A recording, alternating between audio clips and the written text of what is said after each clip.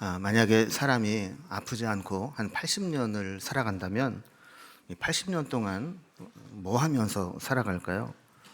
어떤 사람이 하는 일을 이렇게 종류별로 이렇게 다 모아서 시간대별로 더해서 연수로 계산을 해봤더니 잠자는데 한 26년, 또 일하는데 한 21년, 또 먹고 마시는데 한 9년, 무엇인가를 기다리는데 한 3년 이렇게 사용을 한다고 합니다.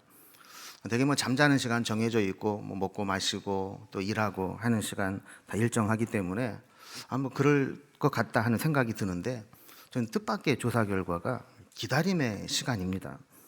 자, 우리 인생의 한 3.75% 정도는 기다리는 시간으로 보낸다라는 것이죠.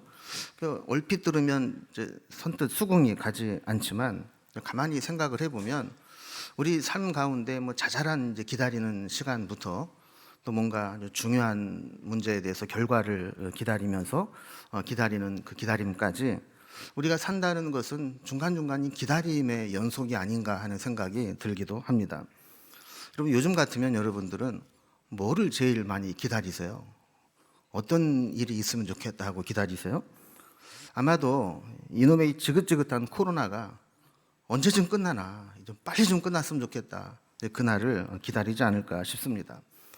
불과 몇 달 전만 해도 백신만 맞으면 코로나가 다 끝날 것처럼 그렇게 여겨졌고, 또 단계적 일상 회복으로 접어들면서 이렇게 하면서 조금만 버티면 이제 다 끝나겠구나 하는 기대를 가졌는데, 요즘 보면 또 3차 접종을 다시 해야 된다느니, 아니면 다음 주에 또 잡히지 않으면 이제 강력한 조치가 필요하다느니, 또 오미크론 변이가 어떻게 될지 모른다느니, 이런 소식들이 또다시 우리를 심란하게 하고 있습니다. 여러분, 우리가 지금까지도 고생했는데 우리 조금만 더 조심하고 조금만 더 참고 지혜롭게 잘 견뎌서 이번 코로나도 잘 이겨낼 수 있기를 소망합니다.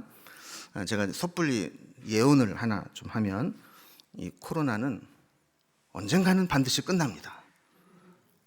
주님 오실 때까지 계속되는 게 아니고 언젠가는 반드시 끝나고, 그때 우리가 그럴 때가 있었지 하면서 이야기할 때가 반드시 옵니다. 그러니까 그때까지 여러분 잘 견디시고 또 소망 가운데 우리가 살아갈 수 있기 바랍니다. 저는 오늘 우리 기다림 중에서 우리 신앙의 근원적인 기다림에 대해서 좀 생각해 보려고 합니다.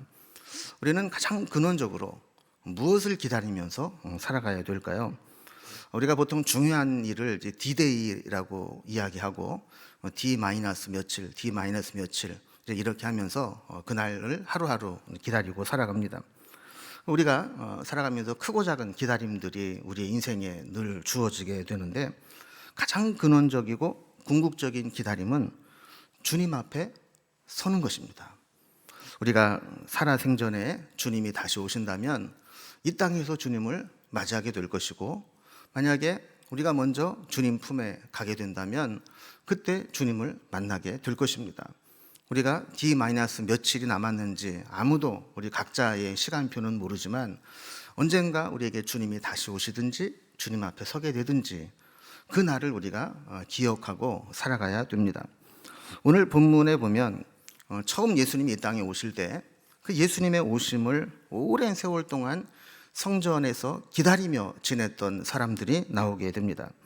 오늘 본문의 배경은 예수님께서 아기 예수님으로 태어나셔서 난 지 8일 만에 이제 그 모세 율법대로 할례 예식을 하기 위해서 정결 예식의 날에 예루살렘에 올라왔을 때 있었던 일입니다. 자, 그때까지 예루살렘 성전에서 예수님의 나타나심을 기다리고 있었던 두 명의 선지자가 있습니다. 렘브란트의 성전의 한나와 시므온이라는 작품에서 표현을 한 것과 같이, 한 명은 이제 시므온이라는 남자 선지자고 또 한 명은 안나라는 여 선지자입니다.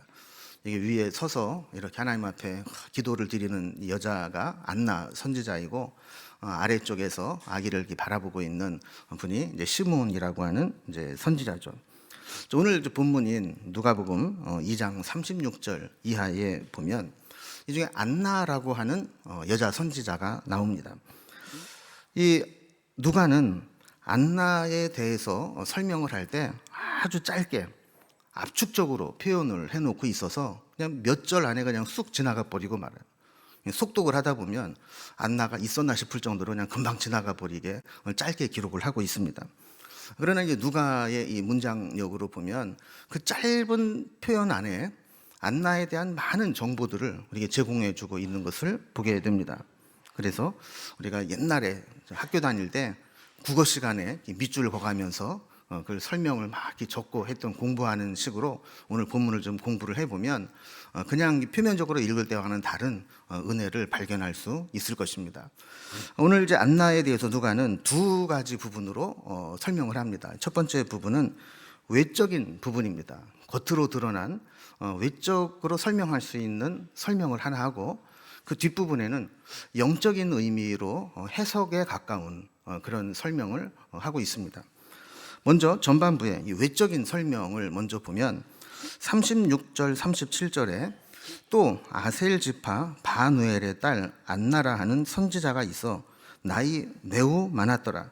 그가 결혼한 후 7배 동안 남편과 살다가 과부가 되고 84세가 되었더라 그랬습니다. 자, 누가가 이제 압축적으로 표현한 요 짧은 구절에서 누가는 무엇을 설명하려고 했는가 하는 것들을 좀 살펴봅니다. 먼저 첫 번째로 그는 아셀 지파였다라고 이야기를 하죠. 여러분, 아셀 지파는 분명히 이스라엘의 12지파 중에 한 지파인데 이 성경을 주의 깊게 읽어보지 않은 분들은 아셀 지파가 있었나 싶을 정도로 성경에 이렇게 잘 드러나지 않고 부각되지 않는 그런 지파입니다. 또 뭐 아셀 지파에서 우리가 알만한 유명한 사람이 나온 것도 아닙니다. 자, 그러니까 안나가 아셀 지파였다라고 하는 것은 그의 출신 지파나 가문이 뭐 그렇게 뭐 유명하지 않은 내세울 것이 없는 그런 이제 집안 출신이었다라는 것을 말하고 있는 거죠. 두 번째는 바누엘의 딸이었다 이렇게 설명을 합니다. 그러니까 아버지가 바누엘이었다라는 것이죠. 이 바누엘은 헬라식 표기이고 이것을 히브리식으로 표기한 이름이 브니엘입니다. 브니엘 기억나시죠? 창세기 32장에 보면 야곱이 형 에서를 만나기 위해서 야복강가에서 천사와 씨름하던 장면이 나옵니다. 이때 밤새도록 천사와 씨름하고 천사가 그래 네가 이겼다 그러면서 하나님과 겨루 이겼다라고 하는 이스라엘이라는 이름으로 바꿔준 적이 있죠. 정신을 차리고 난 야곱이 내가 씨름했던 게 야곱이 보낸 아니 에서가 보낸 첩자가 아니었네? 하나님의 사자였네? 이거를 깨닫고 나서 그곳의 이름을 브니엘이라고 불렀습니다. 브니엘의 뜻은 하나님의 얼굴이라는 뜻입니다. 그래서 그가 이렇게 고백을 하죠. 내가 하나님과 대면하여 보았으나 내 생명이 보존되었다 함이더라 그랬어요. 여기에서 이제 유래된 이름이 브니엘, 그리고 이 브니엘을 헬라식으로 표현한 것이 바누엘 이렇게 되는 겁니다. 자, 그러니까 그 집안에서는 그 아버지의 이름을 지을 때 이렇게 하나님의 얼굴을 구하면서 살아라 하는 그런 소망을 담아서 이 바누엘이라는 이름을 지었다라는 것이죠. 그래서 안나의 아버지 이름이 이렇게 바누엘, 브니엘이라고 하는 것은 그의 가문이나 지파가 소박한 그런 이제 지파였지만 그래도 이 믿음이 면면이 이어져 내려오면서 하나님의 얼굴을 구하면서 살아라 하는 소망을 품을 수 있는 이제 그런 가문이었다라는 것을 알 수 있죠. 자, 세 번째 설명은 그녀의 이름이 안나였다 그래요. 안나. 그러니까 안나 역시 누가복음이 기록한 헬라어에서 나타난 헬라식 표기입니다. 그래서 이 안나를 이제 히브리식으로 표현한 것이 한나죠. 한나 그럼 생각나는 이름이죠. 구약의 사무엘 선지자의 엄마, 기도로 아들을 얻은 한나. 그래서 한나가 바로 이제 안나와 같은 이름입니다. 그래서 한나는 다 은혜, 은총이라는 의미를 가지고 있습니다. 그러니까 아버지 바누엘도 하나님의 얼굴을 구하며 살아라 이런 의미인 것처럼 그 딸 한나도 낳았을 때 하나님의 은혜, 하나님의 은총을 구하면서 살아라 이런 의미로 이름을 지어줄 정도로 대대로 신앙적인 흐름을 가지고 있는 집안이었다라는 것을 보여줍니다. 자, 네 번째는 그를 소개하면서 선지자였다 이렇게 기록을 하고 있습니다. 여러분 당시에는 이제 여성의 공적인 사역이 상당히 제한되어 있던 시대죠. 근데 당당히 성경이 이렇게 선지자라고 표현하고 인정하는 것을 보는 것은 매우 특별한 경우입니다. 구약 전체를 통틀어서도 여성이 선지자로 사역했다라고 기록되어 있는 것이 직접적으로 3번, 간접적으로 해서 1번에서 총 4번밖에 안 나옵니다.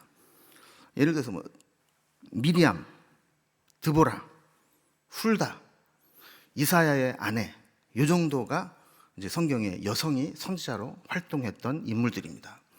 우리말 성경에는 이사야의 아내 이렇게 되어 있는데 원어적으로는 이사야의 여선지자 이렇게 번역이 될 수도 있어서 이것까지 합쳐야 구약 전체에 여자가 선지자로 활동한 게 4명밖에 안 됩니다.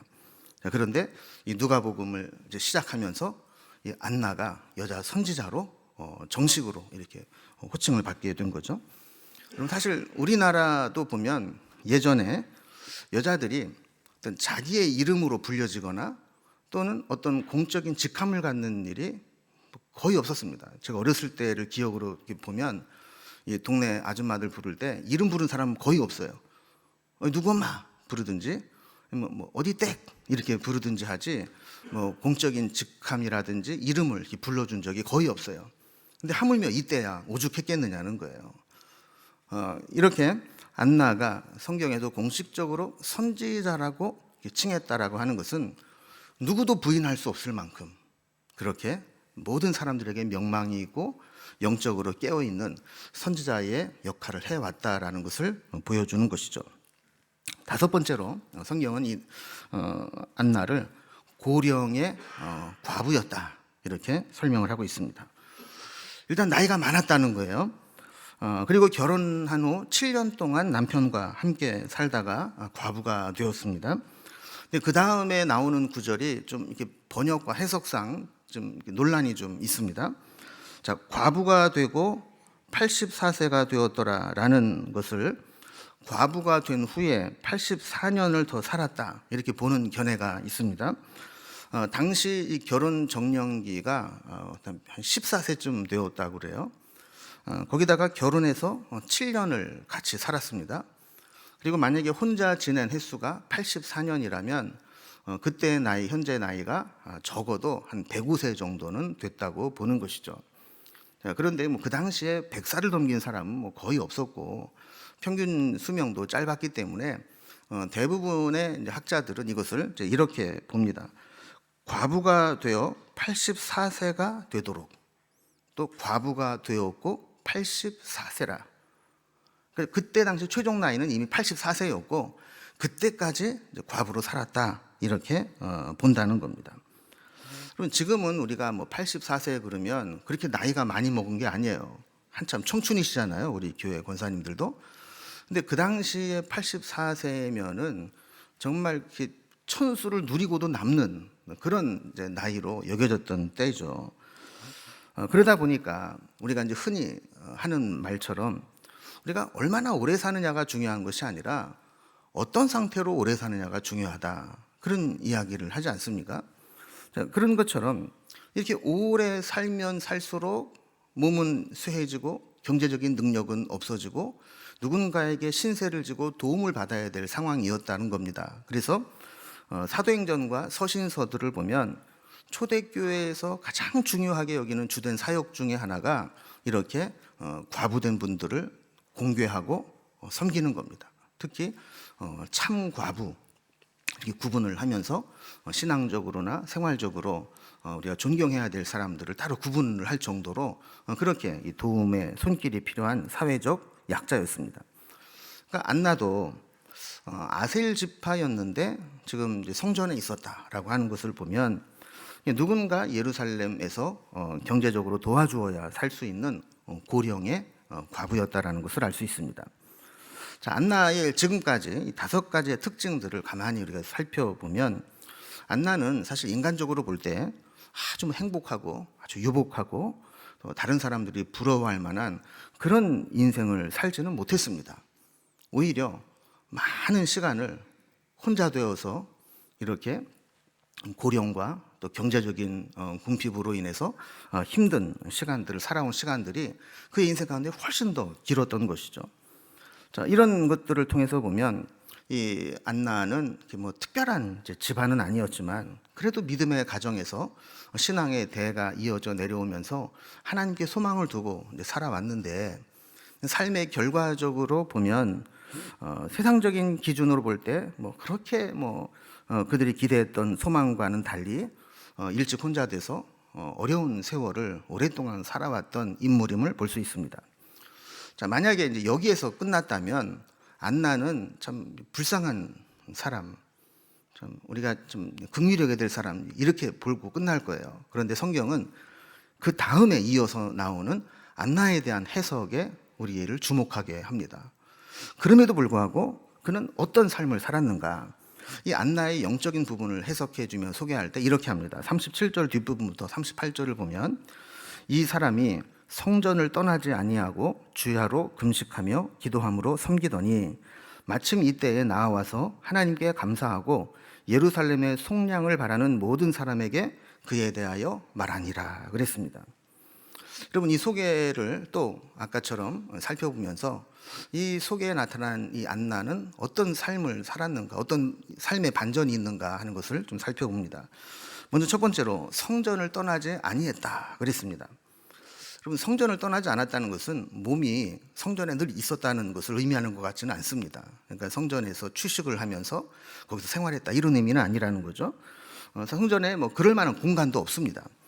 그럼 제사장들도 우리가 알다시피 이 제사장들을 24조로 나누어서 성경에는 24반차 이렇게 되어 있는데 24조가 교대로 들어가서 성전을 섬기게끔 되어 있거든요. 나머지 23조는 집에서 기다리고 대기하고 쉬고 있는 거예요. 그러니까 제사장들도 성전에서 살 수 없는데, 이런 말하자면 독거노인과 같은 안나가 성전에서 떠나지 않고 살 수 있었다라는 것은 우리가 이제 쉽게 이해하기 어려운 부분이죠. 자, 그렇다면 안나가 성전을 떠나지 않았다라는 것은 무엇을 의미하는 것일까? 그것은 그녀의 마음과 신앙의 초점이 늘 성전 중심이었고 성전을 향하고 있었고 매일 성전에 출근하듯이 나와서 성전에서 기도하는 자리를 지켰다는 것을 의미하는 것입니다. 그러니까 다른 일을 해도, 다른 곳에 있어도 다니엘이 마치 바벨론에서 늘 예루살렘을 향해서 기도했던 것처럼 그렇게 그 마음은 늘 성전에 가 있었다라는 거예요. 또 성전을 떠나지 않았다라는 것은 하나님 이외에 다른 것에 마음을 빼앗기거나 눈길을 주지 않았다는 것을 의미하기도 합니다. 여러분, 성전은 외형적 건물이 중요한 게 아니고 그 속에서 하나님의 임재가 있느냐, 그리고 그 속에서 예배가 살아있느냐, 이게 중요한 것이거든요. 그러니까 성전을 떠나지 않았다는 것은 늘 하나님의 임재 속에 있었고 하나님과 동행했다라는 의미를 가지고 있다고 볼 수 있습니다. 여러분, 이걸 보면 어떻게 우리가 보면 이게 참 이 신앙과 우리 삶의 역설적인 부분인데요. 우리가 젊고 막 혈기왕성하고 세상적으로도 가진 게 많고 누릴 게 많고 또 다른 것을 막 얻고자 하는 욕망이 큰 사람들은 하나님께만 집중하기가 어렵습니다. 자꾸 다른 게 보이고 다른 것에 욕심이 생기고 다른 데 눈길이 가거든요. 그런데 다른 곳에 내가 소망을 둘 만한 게 아무것도 없다. 그러면 하나님께 소망을 두고 하나님께 집중하면서 살아갈 수 있는 거예요. 안나는 자신의 빈자리를 그 다른 어떤 것도 아닌 오직 하나님만으로 채우며 살았던 여인입니다. 자신의 결핍과 상실을 하나님으로 채우고 하나님만 바라보고 살았습니다. 여러분, 이게 문자적으로는 쉽지만 84세가 될 때까지 적어도 그 오랜 세월 동안 한눈 팔지 않고 성전 중심으로 하나님만 바라보면서 내가 가진 결핍과 부족함과 상실을 하나님으로 채우겠다라고 생각하며 살아가는 거, 이거 쉬운 일 아닙니다. 그러나 한나는 그렇게 인생을 살았다는 겁니다. 얼마나 귀합니까? 두 번째로 한나를 설명할 때 성전에서 뭐 했느냐? 주야로 금식하며 기도로 섬겼다 그래요. 한나가 성전을 떠나지 않고 지키고 있었던 것은 성전에서 무료 급식을 해서 그거 받아 먹으려고 있는 게 아닙니다. 또 뭐 노숙자 쉼터가 있어서 거기 가서 잠을 자려고 성전에 있는 것도 아닙니다. 오직 하나님을 섬기기 위해서 성전을 지키고 있었던 겁니다. 안나가 하나님께만 마음을 두고 다른 곳에 마음을 빼앗기지 않을 수 있었던 비결은 이렇게 늘 하나님을 바라보고 자신을 죽이고 기도하면서 하나님을 섬기며 예배하는 삶을 살았기 때문에 그 긴 시간 그렇게 버틸 수 있었던 것이죠. 안나가 주야로 금식했다 그래요. 여러분, 보통 성경에서 금식은 두 가지 의미가 있습니다. 하나는 자신의 절박한 심정을 하나님께 나타내는 표현이고 방법입니다. 그럼 우리도 안 먹고 땡깡을 부리면 부모의 마음이 무너지잖아요. 그러니까 우리도 막 그렇게 급한 기도이죠. 뭐 간절한 소망이 있을 때 금식하면서 하나님 이거 응답 안 되면 난 죽는 게 차라리 낫습니다. 이런 간절한 마음을 표현할 때 금식하면서 기도하죠. 또 하나는 우리의 욕망을 제어하고 죽이기 위해서 우리의 가장 원초적인 욕구가 되는 먹는 것들을 절제하면서 우리의 욕망을 제어하는 의미가 있습니다. 여러분, 우리의 욕망은 일부러 죽이지 않으면 한도 끝도 없이 커지게 됩니다. 우리의 욕심은 이렇게 스스로 제어하지 않으면 절대로 만족함이 없습니다. 그래서 어떤 부자에게 물어봤다고 그러잖아요. 당신은 돈을 얼마나 더 벌면 좋겠습니까? 그러니까 조금만 더요. 그렇게 많이 가지고 있어도 조금 더 가지고 싶은 그 욕망이 아직도 남아 있다라는 거죠. 그럼 목사는 그런 욕망이 없을까요? 목사도요, 큰 교회, 대접 잘해주는 교회, 세상적으로 나 이 교회 목사야 이렇게 딱 목에 힘주고 있는 교회, 그런 교회 목표하고 싶은 욕망이 다 있는 거예요. 그러면 예전에 어느 기독신문의 칼럼을 보았더니 한국 교회에는 두 종류의 교회가 있대요. 하나는 대형 교회고 또 하나는 대형 교회가 되고 싶은 교회라는 거예요. 목사도 마찬가지 아니겠습니까? 대형 교회 목사든지 대형 교회 목사가 되고 싶은 목사든지. 여러분, 목사도 사명을 붙잡고 하나님이 세우신 자리를 지키겠다라고 하는 믿음으로 자신의 욕망을 제어하지 못하면 그런 데 끌려가게 될 수밖에 없는 겁니다. 안나는 금식했을 뿐만 아니라 기도했다 그래요. 그럼 금식의 목적은 기도에 있습니다. 금식하는 것은 굶는 게 목적이 아니고 금식하며 기도하는 데 목적이 있는 거예요. 기도하지 않고 굶기만 하는 것은 아무 의미가 없습니다. 그럼 기도는 우리의 믿음에 연료를 공급하는 것과 같습니다. 아무리 힘들게 불을 이렇게 피워놔도 땔감이나 연료를 지속적으로 공급하지 않으면 그 불은 곧 사그러들고 꺼지고 맙니다. 마찬가지로 우리가 아무리 원대하고 위대하고 대단한 일을 계획하고 결심하고 결단했어도 기도가 뒷바라지 되지 않으면 지속적으로 할 수가 없는 거예요. 여러분, 왜 나는 작심삼일이 될까? 왜 나는 결심해도 안 될까? 그럼 생각해 보세요. 그것을 하면서 얼마나 기도했는가?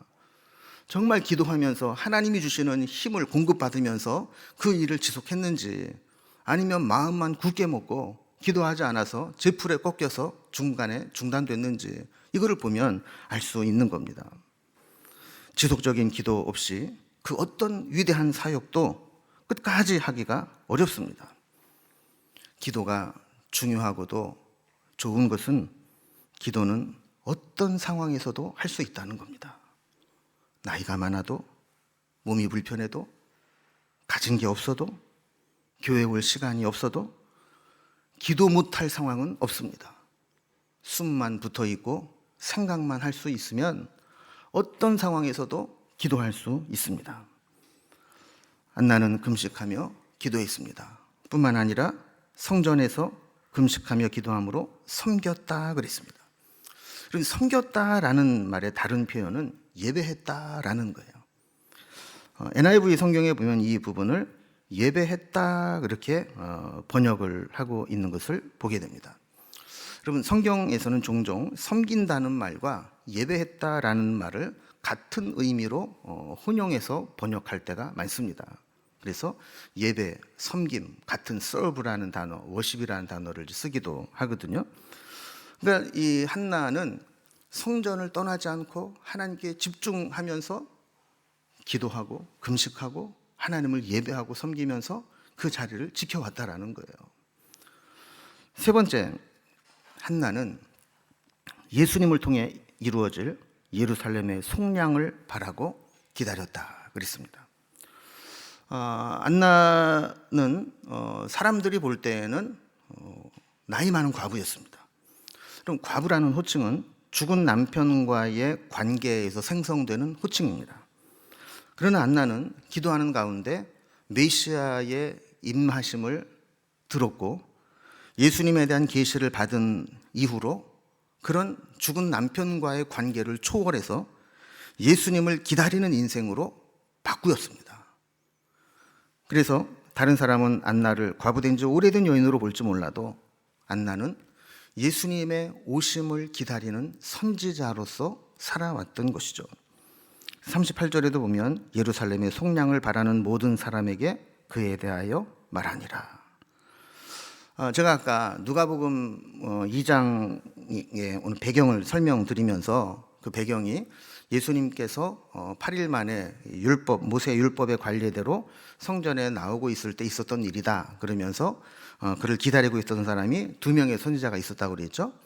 그런데 이 시므온은 이 예수님을 어떻게 기다렸는가?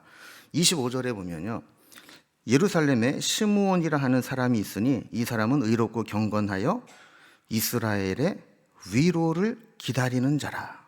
성령이 그 위에 계시더라 그랬어요. 여러분, 시므온은 예수님을 기다릴 때 어떤 분으로 기다렸다는 겁니까? 이스라엘의 위로가 될 분으로 기다렸다는 거예요. 한나는 예수님 어떻게 기다렸을까요? 38절을 보면 마침 이때에 나와서 하나님께 감사하고 예루살렘의 속량을 바라는 모든 사람에게 그에 대하여 말하니라.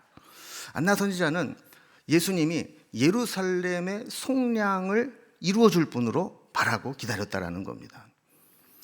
여러분, 이스라엘의 위로, 예루살렘의 속량 어느 게 더 좋아요? 다 같은 겁니다. 근원적으로. 왜 같으냐? 이스라엘의 위로나 예루살렘의 속량은 본질적으로 예수님이 오셔야 이루어지는 것이기 때문에 그렇습니다. 속량이라는 것은 대가를 지불하고 돈을 주고 사서 자유케 했다, 그런 의미잖아요. 예수님이 오셔서 우리를 죄의 속박에서, 사망의 속박에서 우리를 구속해 내셔야 우리는 참된 위로를 얻게 되는 것이죠. 이건 다른 의미가 아니라는 겁니다. 시므온과 안나에게 성령께서 예수님의 탄생을 알려주셨고 그들은 그 계시를 받은 날부터 그의 오심을 기다리며 있었던 것입니다. 그 기다림이 힘들고 오랜 세월 지속됐습니다. 좀 오죽하면 시므온이 그 예수님을 만나서 축복한 후에 이렇게 이야기합니다. 29절에 주제여 이제는 말씀하신 대로 종을 평안히 놓아주시는도다 그랬어요. 그러니까 그가 성전에서 기다리고 있으면 언젠가 예수님을 만나게 될 것이다, 이 계시를 받고 하루하루 기다리는데 나이가 들고 허리는 꼬부라지고 기력은 쇠해지고 버티기 힘들고 하나님 나라 천국 가고 싶은 마음이 굴뚝 같은데 예수님을 못 봤으니까 가지를 못하는 거예요. 그런데 드디어 예수님을 만나고 축복하고 나니까 주제여 이제는 말씀하신 대로 종을 평안히 놓아주시는도다, 이제 주님께 갈 수 있습니다, 이럴 정도로 그 기다림은 참 힘들고 버거운 기다림이었다는 것을 알 수 있죠. 그럼 이걸 보면 모든 살아있는 성도들에게는 의미가 있고 살아있는 이유가 있습니다. 이것을 우리는 사명이라고 부릅니다. 사명이 있는 자는 죽지 않는다라는 말이 바로 이런 데서 나온 것이죠. 여러분, 우리도 신방 갈 때 제가 종종 말씀드리지만 빨리 죽어야 될 텐데 하나님 나 빨리 불러주시게 해달라고 기도해달라고 이런 얘기 하지 마세요. 여러분, 사명이 있어요. 사명이. 기도하는 사명. 아직도 내 기도가 필요한 누군가가 있고 아직도 내 기도가 심겨져야 될 주의 몸 된 제단이 있고, 아직도 내 기도가 필요한 부분들이 있기 때문에 하나님은 나를 아직까지 그 사명을 두고 남겨두신 거예요. 그 사명을 감당해야 됩니다. 여러분, 어떤 사람이 주님 앞에 섰을 때 성공한 인생을 살고 왔다고 할 수 있겠습니까? 세상적으로 성공하고 돈 많이 벌어서 자손들에게 남겨주고 그러면 성공했다고 그럴까요? 아니에요. 사명을 완수하고 주님 앞에 서는 자가 진짜 성공한 인생이 되는 거거든요. 내가 할 수 있는 사명이 무엇인가? 내게 남겨진 사명이 무엇인가? 이것을 생각하면서 그 사명을 완수하는 삶, 그 삶을 살아갈 수 있기 바랍니다. 마지막 네 번째로 이 한나는 메시아를 기다리는 자에게 예수님을 전하는 특권을 누리게 됩니다. NIV 성경 38절을 번역하면서 그 번역자는 이 부분을 이렇게 번역을 했어요. 그녀가 그 아이에 대해서 말했다. 그 아이, the child에 대해서 말했다는 거예요. 그 아이에 대해서 말했는데 그 아이가 누구냐? 예루살렘의 구속을 갈망하는 모든 사람들이라는 거예요. 여러분, 이 주인공은 그 아이입니다. 예수님에 대해서 모든 사람이 갈망하던 그 예수님에 대해서 이분이 바로 그분이다. 구약부터 보내시겠다고 약속하신 메시아, 바로 그분이 이 아이다라고 이야기했다는 겁니다. 여러분, 증언하는 자가 없고 전하는 자가 없으면 예수님을 알아보지 못합니다. 수없이 많은 율법의 결례대로 찾아오는 아이 중에 하나로 보지 그분이 메시아라는 것을 알 수가 없어요. 그러나 계시를 받은 자, 기다리고 있었던 자, 그들의 선포를 통해서 이분이 예수님이셨고 갈망하던 메시아였음을 우리에게 위로를 베풀어 주실 분임을 전하게 된 겁니다. 이제 말씀을 한번 정리해 봅니다. 안나 선지자는 세상적으로 볼 때 성공했다거나 복받은 사람이라는 평가를 받기에는 어려운 삶을 살았습니다. 일찍 혼자 돼서 고령의 나이가 될 때까지 성전을 떠나지 않고 성전만 오가며 성전만 바라보며 살아왔습니다. 세상적으로 보면 그 흔한 해외여행 한번 못 가고 세상 사람들에게 자랑할 만한 조건도 하나도 없고 그저 그냥 교회만 왔다 갔다 한 여인과 같은 것입니다. 전혀 성공한 사람처럼 보이지 않습니다. 그러나 이런 외적인 핸디캡이 오히려 하나님께만 소망을 두고 주야로 금식하고 기도하며 성전을 떠나지 않고 주의 약속하신 메시아를 오시는데 기다리는데 집중하며 살게 하는 에너지를 만들어냈던 것입니다. 그리고 결국 그 성전에서 예언하신 대로 오신 예수님을 만나게 되는 은혜를 입었고 이 아이가 그분이라고 전할 수 있는 사명을 감당하게 된 것입니다. 우리에게 가장 큰 기다림은 무엇입니까? 주님 다시 오심에 대한 기다림입니다. 기다림에는 무엇을 기다리느냐, 기다리면서 무엇을 하느냐도 중요합니다. 기억하실지 모르겠지만 지난주 설교를 통해서는 우리가 예수님 이야기하면서 예수님을 기다리자, 우리에게 예수님의 스토리가 있는 그런 삶을 살아가자, 그런 얘기를 했어요. 오늘은 예수님 오심을 기도하면서 우리가 기다려보자 하는 겁니다. 안나가 성전에서 주야로 금식하며 기도로 섬기며 주님 오심을 기다렸듯이 우리도 기도 가운데 주님 오심을 기다리고 맞이하면 좋겠습니다. 우리가 수요일마다 다니엘서 말씀을 나누고 있는데 다니엘서 말씀을 이렇게 나누면서 저에게 그런 생각이 들었어요. 다니엘의 전체적인 주제는 이 역사에 바벨론, 페르시아, 헬라, 로마 여러 나라들이 있지만 하나님이 역사의 주관자시다. 이게 다니엘서의 주제거든요. 그런데 그 주제를 면면이 흐르는 또 하나의 교훈이 뭐냐면 다니엘은 그 사명을, 그 예언을 기도함으로 감당했다라는 거예요. 그래서 제가 수요일 날 말씀을 나누면서 그렇구나, 우리가 지식으로만 다니엘이 이렇게 기도했구나 알고 지나면 무슨 의미가 있느냐는 겁니다. 여러분, 다니엘이 하루 3번 기도했다, 세일 동안 기도했다, 알면 그게 나랑 무슨 상관이 있어요? 내가 기도해야 그게 의미가 있는 것이죠. 특별히 다니엘서를 보면 다니엘이 기도하기로 결심했다라는 표현이 여러 번 나옵니다. 거듭해서. 다니엘도 기도하기로 결심하지 않으면 기도하는 것이 쉽지 않다라는 거예요. 여러분, 우리도 마찬가지입니다. 뭔가를 결심하고 결심한 대로 시행하고 결심한 대로 잘 시행되는지를 점검하고 평가하지 않으면 절대로 못하는 것 중에 하나가 기도입니다. 그래서 지난 수요일 날 갑자기 말씀을 전하면서 그런 생각이 들었어요. 우리가 대림절 보내면서 또 우리가 세상적으로 연말연시 보내면서 어떻게 보내는 것이 가장 의미 있게 보내는 것일까 했을 때 다니엘의 기도처럼 한번 해보자. 다니엘의 기도, 여러분 이 주보 간지에 보면 세일의 다니엘 특별 기도에 대한 안내가 자세히 나왔습니다.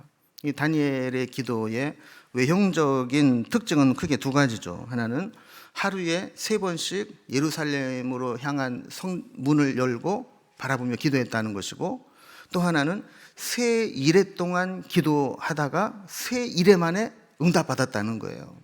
그래서 우리도 한번 그렇게 한번 해보자. 그래서 여러분 화면에 이렇게 나오는 것과 같이 이제 여러분 간지 받으신 겁니다. 앞에 두 개는. 그래서 소개를 해드리고 밑에 칸이 있는데, 우리도 한번 세 일회 동안 아침, 점심, 저녁으로 하루에 3번씩 기도하고 한번 체크 한번 해보자. 그래서 여러분 이거를 표시해서 제출을 해 주시면 우리가 우수자에게 시상을 하려고 합니다. 전 항상 상은 하늘에서 받아라 이런 주의인데, 이게 또 미끼를 던져야 또 움직이는 분들이 계시더라고요. 그래서 이번에도 뭔가 우리가 한번 해보자. 그리고 그냥 하는 것보다 뭔가 매워서 할 때 우리가 결심도 굳건해지는 거니까 한번 해보자 그랬어요. 그래서 여러분 그렇게 공동으로 기도하는 기도문이 뒷장에 보면 나와 있고, 또 그 옆에 보면 여러분 매일 그 그룹 단톡방 리더들에게 매일 하나씩 21개의 회복의 주제로 매일매일 기도 제목이 나갈 거예요. 그러니까 우리가 총 3개의 기도 제목을 하는 겁니다. 공동 기도문, 매일 보내드리는 기도문, 여러분 각자 가지고 있는 기도 제목이 있을 거 아닙니까? 이 3가지를 매번 3번 기도할 때마다 같이 하시든지 아니면 나눠서 하나씩 하시든지, 그건 여러분 자유인데, 어쨌든 다니엘처럼 하루에 3번씩 세 일회 동안 한번 기도 한번 해보자 하는 겁니다. 자, 그래서 이런 우리가 그냥 말로만 지식으로만 기도하고 끝나는 것이 아니라, 기도 안 하면 다니엘의 기도에 대해서 100번을 들으면 무슨 소용이 있어요. 그리고 사실 우리끼리 얘기지만 이 정도도 기도 안 하고 무슨 성도라고 할 수가 있어요. 이 정도도 안 하면 영적 불안당이죠. 여러분 불안당이 뭔 뜻인지 아시죠? 땀 안 흘리고 먹으려고 하는 사람이 불안당해요. 영적으로도 이 정도도 기도 안 하고 뭘 기도에 응답이 있느니 없느니, 여러분 그럼 말이 안 되는 거죠. 그래서 우리가 적어도 우리 명륜중앙교회 식구들은 이 정도 기도는 하자. 그래서 나중에 그거 기도표 안 낸 사람들은 우리 교회는 아닌 거로 내가 알고 다 제적 처분을 하든지 할 테니까 여러분 모든 분들이 다 기도하고, 우리 목회자들도 다 해서 제출하고, 목회자들은 상은 안 줘요. 그 대신 그래도 성도님들은 어쨌든 다 해서 뭐 몇 번 빠질 수는 있지만 그래도 최대한 노력해서 여러분 이것을 나중에 세일에 끝난 다음에 1월 2일 날 다 제출을 해주시기 바랍니다. 이제 남은 대림절 연말연시 이렇게 기도하면서 예수님 이야기하면서 예수님과 가까이 하면서 이 대림절을 보내고 또 새해를 맞이할 수 있는 저와 여러분이 될 수 있기를 주님의 이름으로 기원합니다. 기도하겠습니다.